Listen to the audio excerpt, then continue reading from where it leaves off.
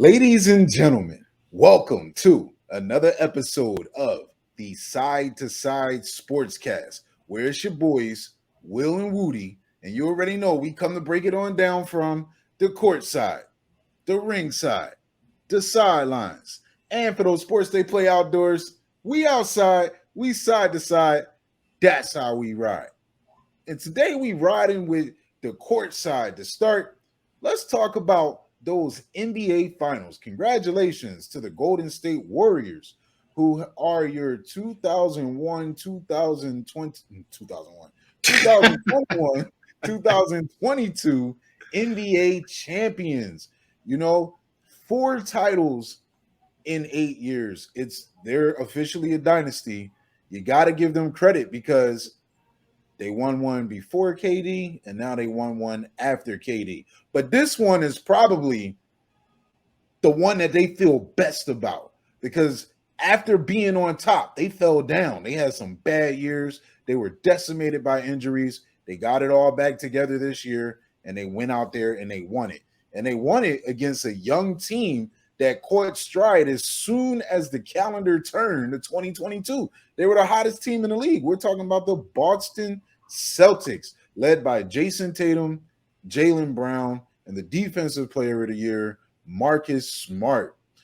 It was a great series. A lot of people had Boston pick to win. A lot of people had Golden State pick to win. It was really one of those toss-ups, but Golden State prevailed in 6 games. So these two teams are going to be around. Wudi, I have to ask you, who do you think is most likely to return to the NBA Finals? Well, I will certainly answer that question because that is my job. But before I answer that question, I got 2 things I want to say to the things that you said. One is that basketball power index that ESPN's been hyping up that said that the Celtics had an 86% chance to win. Right. They need to throw that in the trash. Trash. Roll it up, Kobe. Yeah, I don't even know. I don't even know where they got that number, how they arrived to that conclusion. But yeah, that was horrible. They should be embarrassed, right, for putting that out there. And then this certainly has to be the one that means the most. That is the sweetest for the Warriors, like you said, being down the dumps. They haven't even made the playoffs. You know, you can argue whether it's since KD or since Clay, right? It's just all catastrophic loss. And it's just so crazy how narratives can just be created out of thin air and then the masses just believe it, right? Because one person said it and, retweeted, reshared, and now people believe it. So to have that happen, and the Warriors, it's not even like they came out of nowhere. They've been playing well all year. And yet when the playoffs started, they still were getting overlooked, by the Suns, who rightfully so. The Suns had a great year, right? And then, we picked the Grizz, like, there still wasn't that respect, for the dynasty that is the Golden State Warriors. To ask me, who will return? The Celtics are young, right? Jaylen Brown in the NBA, I'm not sure if I can find somebody who has improved literally every single year that they've been in the league like Jaylen Brown has. I feel like we're going to see a better version of him next year. Jason Tatum, posting Kobe every 9, minutes and just texting Kobe, running up Vanessa's bills and all this stuff that Jason Tatum is doing for no reason. He didn't show up. I would hope that he is playing better. And Marcus Smart, he's a dog. We all know he's going to just, reload, recharge, and he'll be back better. So that would actually lead you guys to believe that I'm picking the Celtics, but I'm actually going to pick the Warriors. Okay, I feel like we have quite a few examples now of young teams that make it, to the finals. That they weren't necessarily favorites, but they make it and lose, and then we don't see them. Like, they still compete, right? Look at the Oklahoma City Thunder. They made it. Right, they had some young stars. On my mouth. we knew that Russ was going to get better, KD was going to get better, Harden was going to get better, and they did. But it just obviously didn't work out in OKC. They all got better in different places. So I don't think the Celtics. I wouldn't expect them to be back in the East. I think a lot of teams in the East are going to reload. If Donovan Mitchell ends up on any Eastern Conference team that was in the top 6 last year, they are the team to beat. So the Warriors now, Poole's getting better.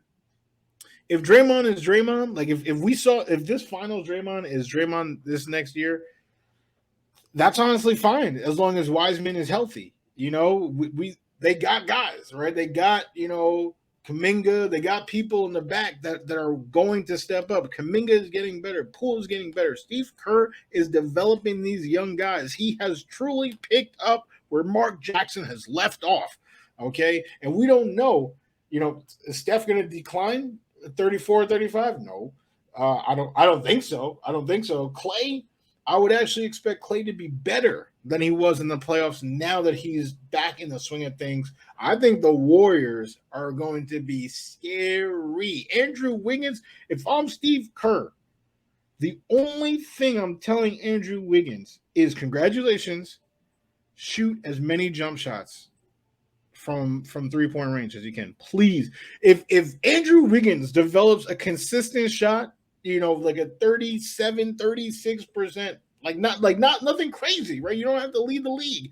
37% from 3, the Warriors they're going to be pretty much unguardable because we already know Wiggins can turn anybody into a poster. We know he can finish. He has a floater, right? He even has a mid-range. If he was hitting consistently from 3, between the 3 of them on the outside, whoever is down there, whether it's Draymond, whether it's Wiseman, whether it's Looney, whether Kuminga's in there, the sky is the limit for the Warriors. Their depth, they're not going anywhere. The dynasty is back. Hey, you took the words out of my mouth when you compared the Boston Celtics to the young OKC Warriors, who, when they got to the finals, they lost, and you never seen them again. You never seen them get there again. That was the last time their big 3 played together when they lost to Miami. James Harden wound up going to Houston. KD and Westbrook still held it down, but they couldn't get past the Warriors. They just couldn't get it done. And they were still young and in their prime. I can see that happening to Boston. This was an opportunity for Boston to really do something. And I still believe if Chris Middleton didn't get hurt, Milwaukee wins that series. And ifs don't really do anything, but the East is going to be tough. It's going to be tough. I do think they're going to be the top 2 team in the East. They're going to be really competitive. It's going to be hard to beat them.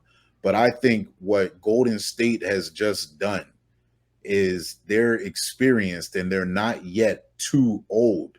Yeah, Steph's about to be 35, but the way he plays the game doesn't matter. That wrist still flicks. He's still got that ball handle and he can get that shot off. He might just be better anytime he plays. He's better. He doesn't have to be like a super athlete. He just needs to be able to get his shot off. And if he can get it off, it's dangerous.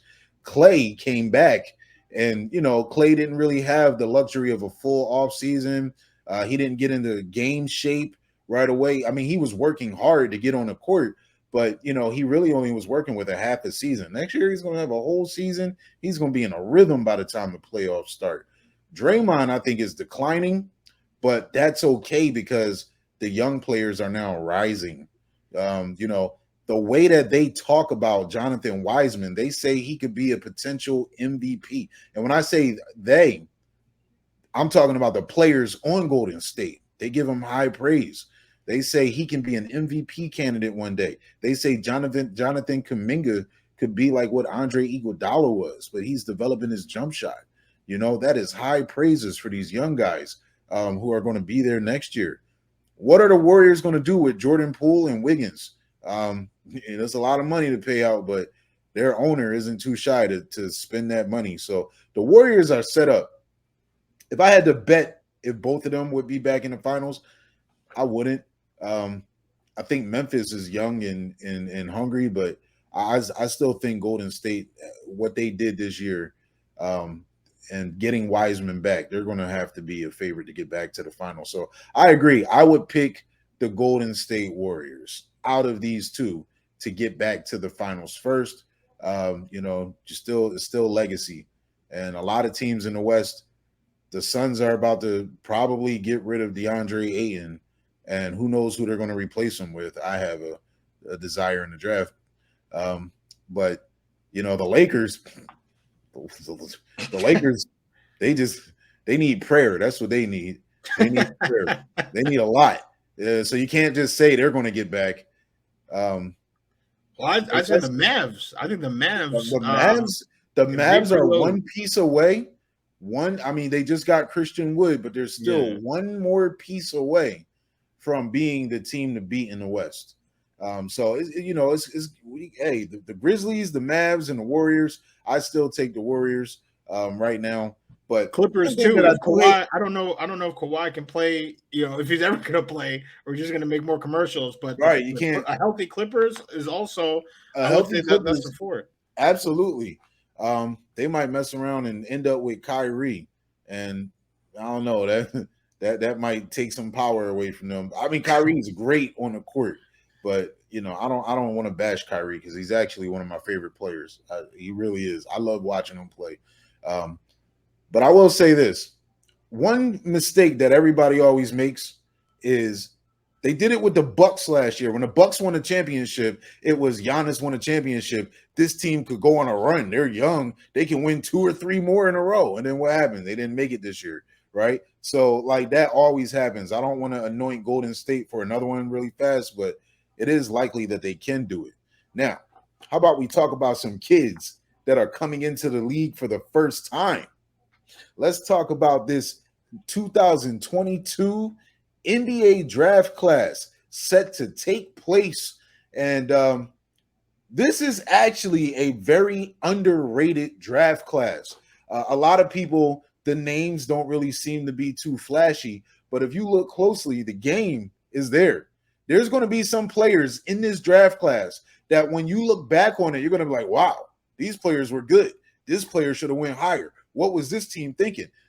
There's talent in this class.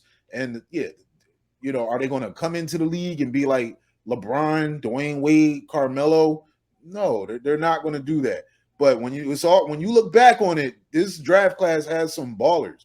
So if you ask me who is going to be the first pick of the NBA draft for the Orlando Magic, considering that they do not trade their pick, which I honestly think would be the smartest thing to do. They need to get like a star vet player. So if they can do that, and by trading the first pick, they should go for it. But you got to draft Jabari Smith out of Auburn. 6'10", 210, basically built like Kevin Durant.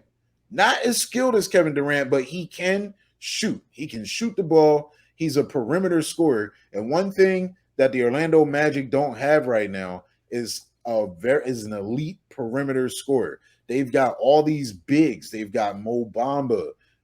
They've got Wendell Carter. I think it would be a mistake to bring in like a Chet Holmgren, who's like another 7 foot 190 guy who, he can shoot a little and he can block shots, but like you keep bringing this same player in, Isaac, like you keep bringing this same guy in. At least Jabari Smith can shoot the rock, and he's a big. He can play small forward in a small lineup. He can play the 4, but he can space the floor, and then that's really going to help out Cole Anthony. And I don't know what they're going to do with Markelle Fultz, but they got Jalen Suggs. I think you pair them two together, I think you got something. So I think the Orlando Magic, if they were thinking straight, they would take Jabari Smith. I'm gonna have to, hope they trade their pick because it's actually so funny that you say they keep drafting the same guys. I don't think Chet is the same guy. Is he a long 7-footer with excellent shot blocking ability like everybody else that you just named? All right, yeah, I guess. But offensively, I mean, he's nothing like these guys. I think he can create, his shot. He can shoot, okay, with range.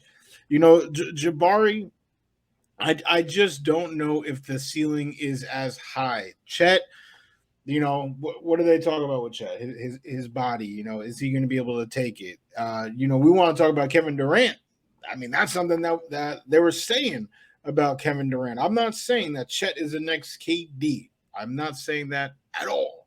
But what I am saying is that he is a 7-footer with handle with a shot. All right, and he can shoot the ball well. Scoring and defense, to get that both in the same player, is just a steal, and I do think Jabari Smith has two-way potential, but I feel like the sure thing is Chet Holmgren, and down in Orlando, just feed him some cheeseburgers. Like it's all good. He can fill out the frame. But I think, looking at this top three, both the picks and the players, I feel like Chet can fit anywhere. Whereas I can't say that about everybody, and I definitely can't say that about Paolo Banchero. I think I think he's gonna have a tough time in the NBA, man. I really do. I really do. He's not a great athlete. I feel like he's like a tweener. He's a tweener, right? He's 6'10", right? So he has like the body of a 4, but the mindset of a 3, but not really the complete skill set of like either one. He's just an in-betweener. I think he's going to struggle. If people are drafting him, expecting him to be the guy for their franchise, I mean, that sounds like a Knicks level mistake. Man, see, I can agree with you with what you say about Chet, because Chet does have a lot of upside. Me personally, if you're 7 foot 195 and you're a young kid, I just feel like you're gonna get beat up when you get in the league. Man. You're gonna get beat up. I just feel like you're gonna get beat up, man. That's just what I feel. You ain't gonna be able to get your shot off. They're gonna be talking. I just feel like he's in for a rude awakening. I still think once he gets his body developed a little bit, because it's different than KD. KD was a lot more athletic than Chet. Like Chet isn't non-athletic, so I'm not saying that. But KD, you can tell, even though he was a big stick running around, like the boy could just flat out score, man. He was just different. He was different at the University of Texas. I didn't see that different with Chet. And he's an elite shot blocker. And he's a stick, man, and he's a good defender. So he's literally, whoever he's guarding, gonna have a stick up their ass all game. But Palo, man, Banchero, the disrespect. You just disrespected this man. This dude has game. You know who he reminds me of? You can call me crazy if you want. He reminds me of Chris Webber. That's right, C-Web. He reminds me of C-Web. C-Web wasn't like, Sean Kemp type of athletic, but he was athletic enough, just like Banchero. He could pass the ball. This dude has a high IQ. He's got game, man. He can play inside. He can shoot a little bit. He's got all around game. Do I think he's ready to be a star immediately?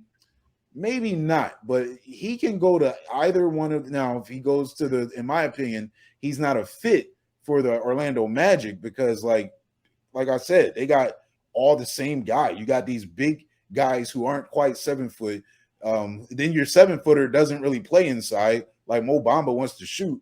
You got all the Magic are a mess, in my opinion.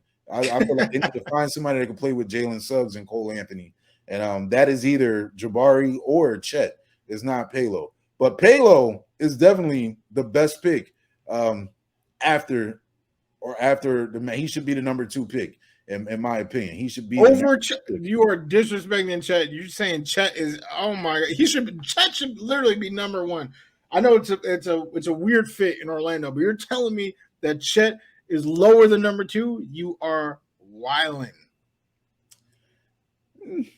I don't think I'm wilding, man. I don't think I'm wilding. I think people are. I think they're a little afraid. I don't. I think people want to go with the safer pick, like and I think Palo is that guy. So I we'll see. We A will top see. 3 pick.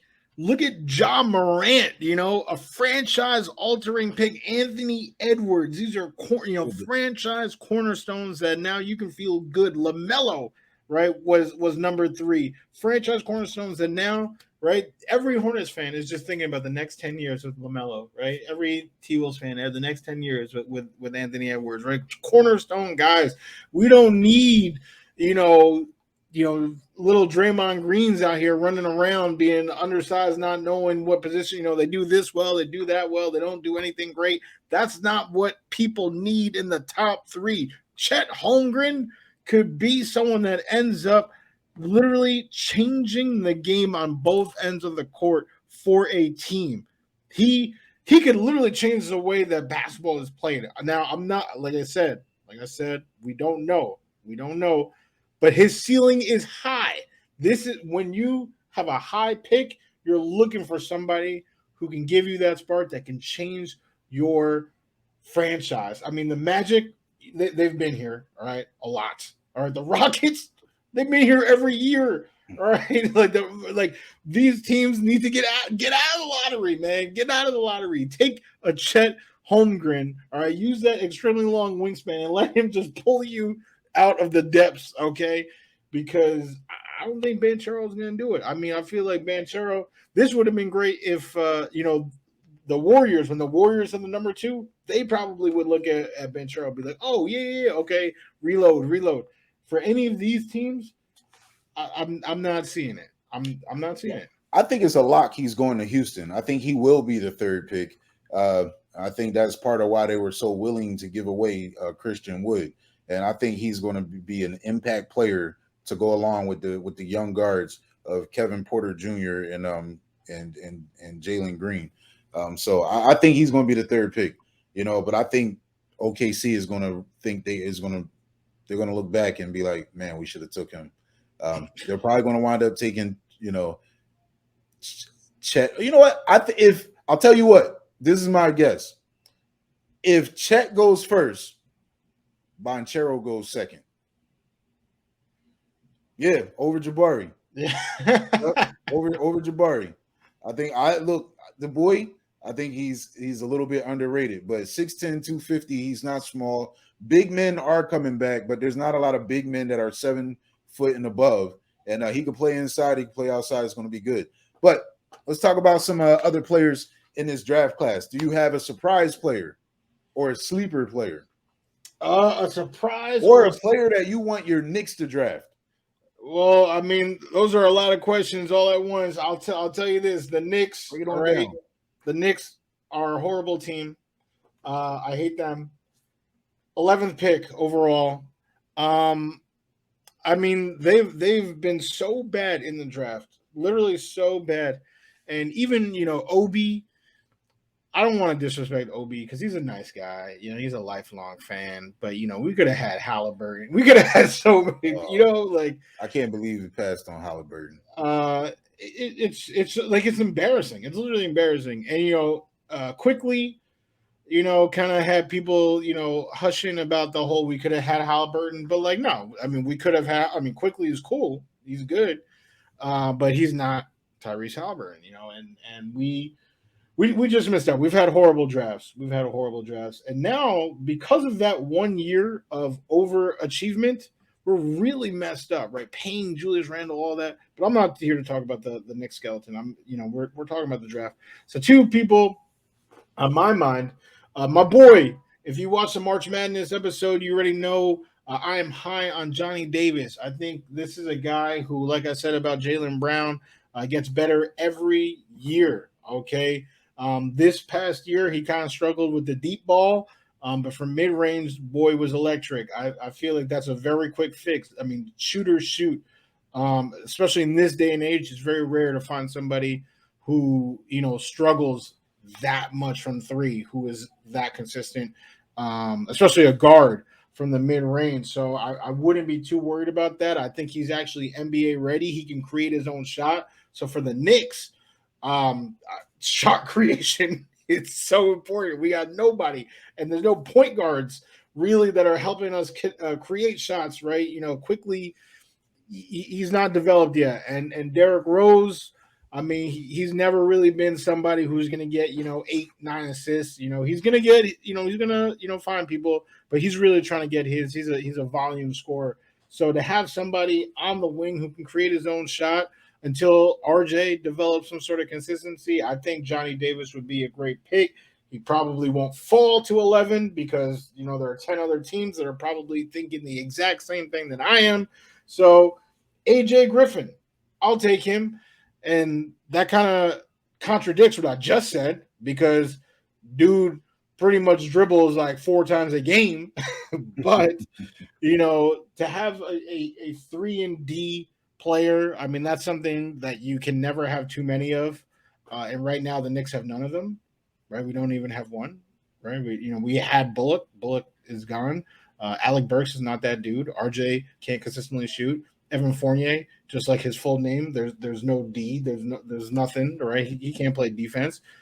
So to add AJ Griffin, who has great length, 6'6", nice wingspan, and can shoot. He was 45% from 3 last year.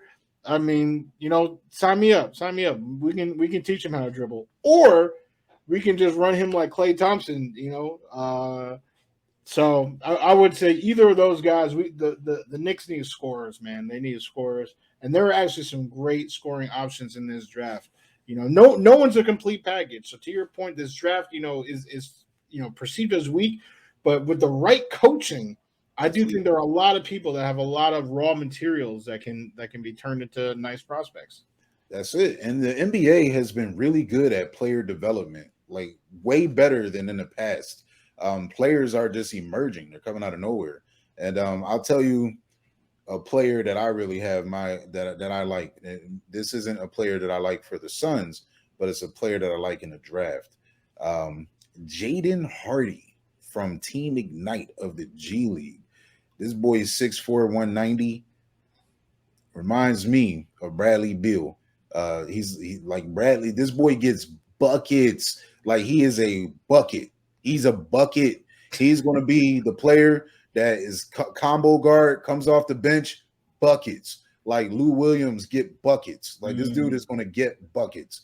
Jaden Hardy equals buckets. If you look at Anthony Simons and how he just played this year, and in Dame's absence, buckets. This guy is a lot like Anthony Simons, but he's ready to do that now. Simons developed this game a little bit. This kid already is ready to get buckets. For my Phoenix Suns, since I really think we're going to play this season and DeAndre Ayton's going to be another roster. And if they do trade him, they better get a first-round pick that's somewhere in that area to where they can draft the boy from Duke, the 7-foot, 240-pound center, Mark Williams. This guy is athletic. He's a rim protector. He can move. He's not a defensive liability. And we need a guy like that. I'll give you another name that I'm hoping for if the Suns, if even just to get some depth. We're going to go to Gran Canaria. We're going to go with Khalifa Diop. 7 foot, another 240, raw athlete. If Bismack Biyombo wasn't like 6'9-ish, 6'10-ish, but instead was 7 foot, that's our guy, Khalifa Diop. He's just an athlete. He's not going to be hitting any type of jumpers, so there's not going to be a lot of floor spacing with him out there. But you can, like the Suns have a lot of shooters. You can put a lot of shooters out there with him, and you can use him like Clint Capella gets used, right? So that's like a cross seas prospect that I'm looking at. But my favorite player in this draft may not get drafted in the first round. I watched this kid at Wake Forest make plays. He's a playmaker, not necessarily a facilitator. He's a playmaker. Alondes Williams. He's got smooth game. He can handle the ball. He's a two-way guard. He's a combo guard, not a two-way player. He's a combo guard. He can play the one. He's 6'5", 210, or he can play the two. He can hit shots off the dribble, and when the defense collapses on him, he's got dimes, man. This kid can play. I am really surprised that he is not higher on the draft boards. But Wudi, just like you said, ESPN, their ranking of the percentage that the Boston Celtics had to win the series, you could throw that in trash. You could throw all these draft boards in the trash because on draft day, it always goes a different way once you get past like the first 4 or 5 picks. So if there's a name, ladies and gentlemen, that I think you guys should all pay attention to, especially what team they go to, because if the right coach gets this player, this guy is going to be a star. Alondes Williams, baller. You heard it here. Well, I'll tell you right now, Will Gaddy has eyes worldwide. I mean, he gave you a prospect in multiple countries. I mean, every league. I mean, this man is a basketball That's what we do. Yes. When we say we courtside, baby. We courtside. Well, how about we leave the court right now, and how about we go over to the sidelines? Because on the sidelines, there's still some free agent juice left. We're getting to the point where teams are really about to ramp up their offseason workouts. Preseason is literally just about 6 weeks away. 6 weeks away from the Canton game, the Hall of Fame game. Yeah, absolutely. Right? We're 6 weeks away. Football is here, ladies and gentlemen. The NFL is back. Yes. And man, this is the greatest time of the sports year. There's no sport like the NFL. There's no sport like the NFL. But let's talk about some impact free agents that could actually go to a team and make a difference. Wudi, who's left out there that you think would be a good fit for a team to kind of help them get over the top? It's kind of crazy, looking at some of the names. There's definitely some star power on here. If we're going strictly star power in this offseason that has been the greatest offseason in NFL history, oh my God, there's just been so many crazy moves. Odell and Julio, are both, they're both teamless right now. And Odell, he's still rehabbing an injury that occurred he got a touchdown and tore his ACL highs and lows in the Super Bowl. Still got that ring though. But Julio Jones, I mean, we had somebody come on here and say that, Julio Jones would transform the Pats into a Super Bowl team, right? He was one of the best receivers in the NFL for many, many years. Last year was not one of those years. What does he have in the tank? I wouldn't say he was trash. Like, he definitely was not trash. There were actually games where he was doing work. And his quarterback was also Ryan Tannehill. Is that the worst quarterback of his career? I don't know. So if I'm Julio, there are a couple of teams that I'm looking at. I would say, there's a quarterback out there that always loves new weapons, and that man is Tom Brady. He'll take them all, right? He literally transformed Antonio Brown, who was, getting into fights with GMs and getting kicked out the league, was in jail, and literally had Antonio sleep in his house to try to help him, become better, and got him a ring, right? Got him a ring because of it. So Tom, we all know he's a tremendous teammate. So, if Julio is really trying to get a ring and compete for a deep playoff run, the NFC is pretty weak right now. So he could certainly go there. I don't know. Does he really like Matt Ryan? It seemed like there was some friction there, but Indy is pretty starved for some wide receiver talent as well. So I mean, if he did want to have that sort of reunion, he could definitely go out there and compete with Michael Pittman Jr., form a nice duo out there. And last but not least, for Julio, the Dallas Cowboys might, really benefit from somebody of Julio's skill set, especially after losing Amari. I mean, it's health, unfortunately, right? And Gallup also has the health issue. So you would want to hope that their injuries are staggered, so that you have one, with CD, because when Julio has been healthy on the field, even in Tennessee, the man gets open. So I think what we need right now, if I'm a Dallas Cowboys fan, is to make sure that Dak has options. Okay, and Amari is a huge loss. So to, kind of on the somewhat cheap, reload with Julio to kind of have that insurance policy, with Gallup and everything. I think those three spots. Obviously, if I'm Julio, I'm going to Tampa Bay. But those other teams should definitely be looking because they can use the services. No, I'm with you on that. Actually, I am on the Julio train 100% as a diehard Dallas Cowboys fan. I don't think Julio, if we didn't sign him, I wouldn't be hurt. But with Michael Gallup being injured for an indefinite amount of time, and we know CD Lamb is the number one receiver right now, and we drafted Jalen Tolbert, who I'm really excited about. And I actually like Washington, but these guys don't bring what Julio bring. Even though Julio's 33, we seen Jerry Rice and Tim Brown play until they were like 70 years old. They were playing effective, out there in Oakland. And Julio can still play. Julio may not be the Julio of old. He's not going to get you 1,900 yards and 5 touchdowns and be on the IR list with a toe injury every week for you fantasy football players, but he still goes out there and play. But Julio is still effective. You got to account for him. And Wudi, that was a perfect match for Julio. So I couldn't say, Julio. I'll take it to the defensive side of the ball. Let's talk about some defensive free agents. You want to talk about who really helped out Tom Brady? Ndamukong Suh. You put Ndamukong Suh next to our boy Vita Vea, and that was that interior. You could not run on the Bucks. You couldn't run on them. You couldn't. It was impossible. And that was their greatest strength.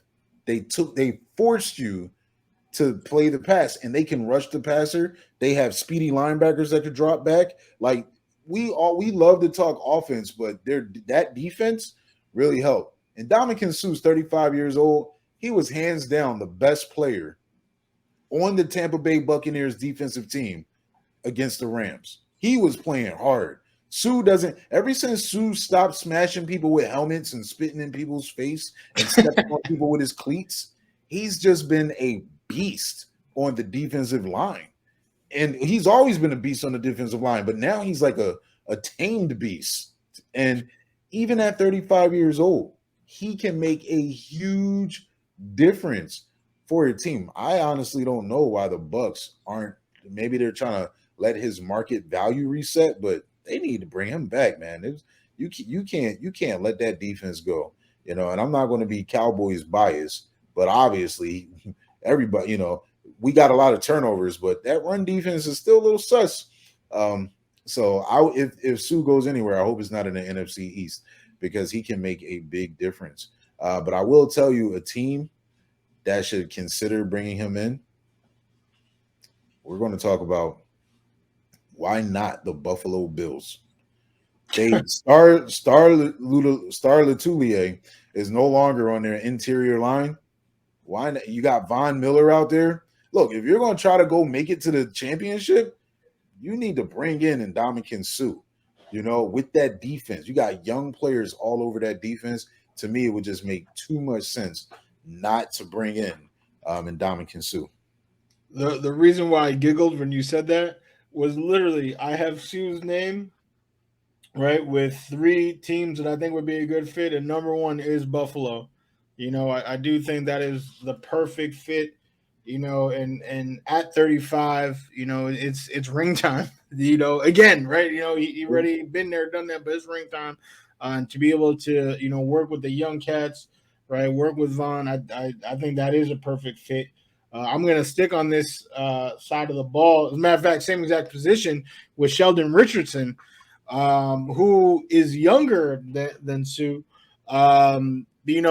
still a very quality player. He hasn't had a bad season, and I think what's really remarkable is since being in the league since 2013, he's only had 1 year where he missed more than one game. 1 year, and he hasn't missed any games since 2017. So I mean, the man is durable. He's productive. So I'm not entirely sure why he doesn't have a suitor right now. I mean, his last year with the Vikings was definitely his most down year. Maybe people are just expecting him to, kind of continue that decline. But I don't know. I mean, there's been a lot of things going on in Minnesota, so I wouldn't necessarily blame it on Sheldon. As a matter of fact, I would love a reunion with the team that drafted him. All right, not to be a homer out here, but the New York Jets could definitely use. They were the worst run defense in the entire NFL last year. We have Quinnen, but to get Sheldon back there, I mean, that would be a dream. But I feel like a lot of times when teams play pretty well. I mean, when teams play pretty well, when a player plays pretty well for a team and they don't pick him up, they usually go to a rival, a division rival, right? They want to play that team twice and make him pay for it. So I could actually see him go to Detroit, all right, and play for Dan Campbell, that rising defense, and make some good plays on Dalvin Cook, which is definitely easier said than done. But I think Sheldon can do it. So I think that's worth taking a look at for sure. I think between him and Sue, like those are two quality defensive tackles. I mean, Ogunjobi just got signed, and I feel like they're from a production standpoint. I know they're older, right, than Ogunjobi, but I think from a production standpoint, they still got plenty in the tank left. Hey, man, I'm with you on that 100%. Sheldon, I just think he has a bad rap, and that's why he's a free agent. I don't know. Like, I mean, look, I think Seattle traded a second-round pick for him only to just be like, nah, we don't want you no more. So I guess we gave away that second-round pick. Seattle makes some dumb trades. They do.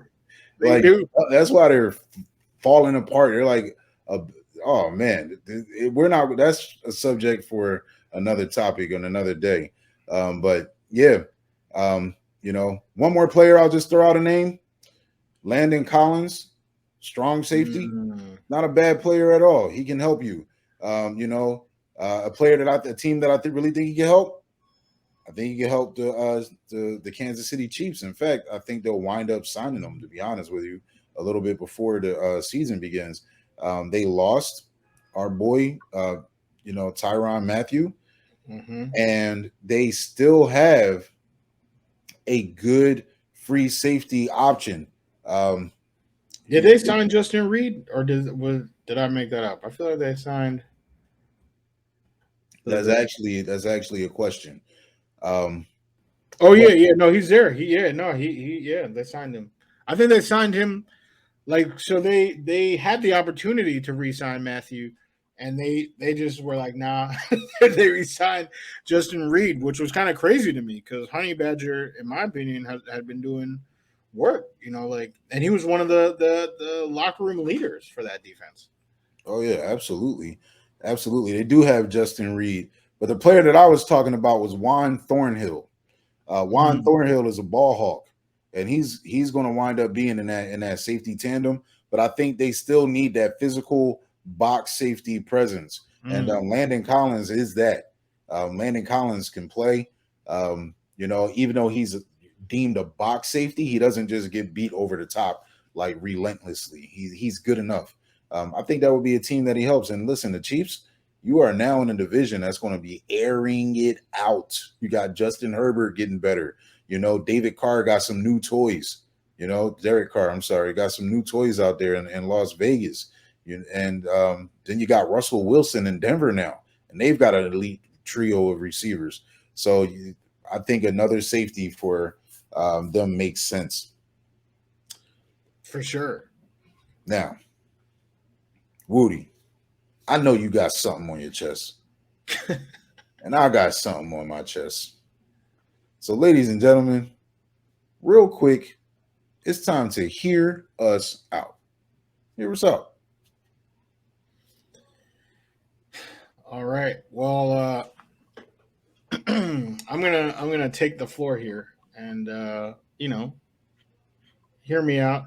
This might actually be really basic because I feel like I've talked about this person for uh, the last couple of weeks in a row, but I'm just gonna say directly, hey, congratulations on ring number 4, Klay Thompson. I mean, hey, you are a champion again. The problem is there are people out there that think you're washed, right? Your finals performance wasn't the greatest. We did see Game 6 Klay against the Grizz, all right, 30 points, right? You killed it. And your defense, right, on Luka, on Tatum, on Brown was actually instrumental to the wins in that series. You are still lockdown defender. Okay, right. You're 31, right? You're still in the prime, right? Feeling good, feeling nice. But in order for you to take your rightful place among the universally accepted greatest shooters of all time, which I've been on record on this show, I think you are number 2 of all time. Of anybody who has played this game, you are 2 on my list. In terms of catch and shoot, you are number 1. My life on the line. I need to pass it to somebody to make it. It is Klay Thompson that I'm passing the ball to. So all I'm asking you to do is to sober up. All right, stop knocking these fans down. Tripping and stumbling, knocking these fans down. Okay, it's all good. Enjoy yourself, but get back in that gym, man. All right, get that quickness. Just get back into the groove because next season, all those people that are saying that you're washed, all those people that are questioning Game 6 play and all that, it's time to shut them up. Come back better than ever. All right. You are much wiser now than you've ever been. So come back, hit him with it, splash, brother. Okay. And show us if you can win number 5. Show us that you can win number 5. All right. Hear him out. Well, I'll tell you what. I got something to say to the Mr. Unibrow himself, Anthony Davis. Bro, listen, man. You got selected for the NBA top 75 the top 75 players of all time. Your name is on that list. Me personally, I don't think you should be on that list. What have you done? You made a couple All-Star games, right? Yeah, you're an NBA champion, but what else have you done? You barely play, man. You played 40 games this year. 40. You play half the year. You've been missing in LA. LA brought you in. They traded a bunch of assets to bring you in. This is where you're supposed to be an MVP candidate. You're supposed to be one of the best players in the current league. How are you a top 75 player, but you're not currently playing like one of the best players in the league? This is your offseason to get it together. You haven't shot a basketball since April 5th when you were officially eliminated. Now, look, I know you have a routine where you don't start working out and you don't start playing basketball until 12 weeks prior to the season, but you never make it through a season. Why keep doing the same thing if it doesn't work? It don't work, bro. It don't work. I remember you did cut your unibrow. You cut it. You had 2 eyebrows, but then you started to play like trash. You let that joint grow back, right? You did something different when it wasn't working. So why don't you do your off season like that, man? Because LA needs you. This is your off season. It's time to step up. If you come out next year, you only play 50 something games, I'm getting a petition started to get you removed from the top 75 list. You could be number 1 on a top 75 sellout list, but not a top 75 NBA all-time great players list. When I do that little thing where it pops up on my head, I be praying, like, please don't let me get Anthony Davis, because I'm only going to have 4 players, because one of them is always in street clothes. Anthony Davis, hear me out, man. It's time to transform this offseason.